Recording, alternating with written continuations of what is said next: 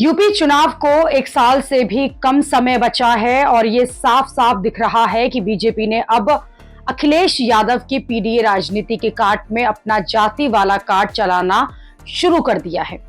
UP में जो मंत्रिमंडल विस्तार हुआ है उसमें साफ दिख रहा है कि किस तरह से महीन तरीके से जाति की राजनीति को बीजेपी ने साधने की कोशिश की है। जैसे आप देखिए कि वाराणसी से एमएलसी हंसराज विश्वकर्मा को मंत्री बनाया गया, जिससे कि पूर्वांचल की जो बेल्ट है उसमें विश्वकर्मा ओबीसी कम्युनिटी को साथ जा सके।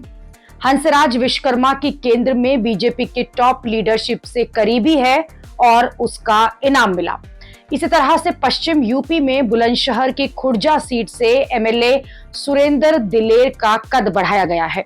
सुरेंद्र दिलेर वाल्मीकि शेड्यूल कास्ट से हैं और इससे बीजेपी इस समाज में भी अपनी जो पहुंच है उसे बढ़ा रही है।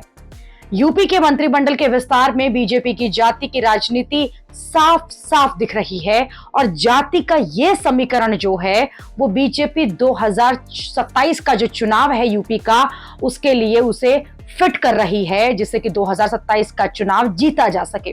2024 में यूपी में बीजेपी को जो झटका लगा था उसके बाद अब यूपी में बीजेपी जो जाति है उसके सारे समीकरण को अभी से अपने लिए सही करने में जुट चुकी है। जैसे कि आप देखिए कि बुंदेलखंड में खागा से कृष्णा पासवान को मंत्री बनाया गया है, जिससे कि दलितों में पासी समाज के भी वोट जो हैं वो सीधे बीजेपी की तरफ आ जाएं, बीजेपी को मिल जाएं।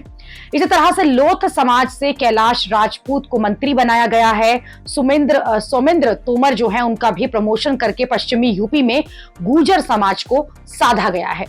अजित पाल को मंत्री बनाकर पाल समुदाय के समीकरण सेट कर दिए गए हैं। भूपेंद्र चौधरी को मंत्री बनाकर पश्चिमी यूपी में जाट समुदाय के समीकरण सेट किए गए हैं।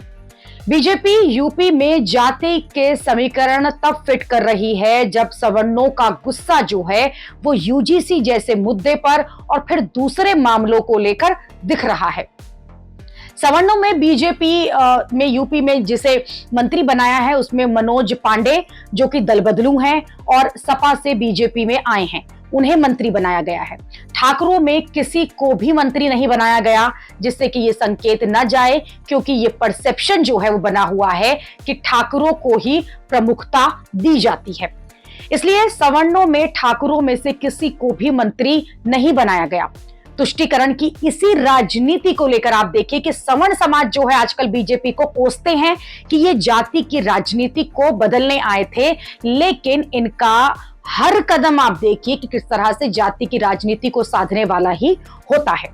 सवर्ण इसी बात से गुस्से में है कि चुनाव के वक्त पर हिंदू हिंदू करते रहते हैं और बाकी समय जाति के तुष्टीकरण करके हिंदू समाज पर चोट की जाती है।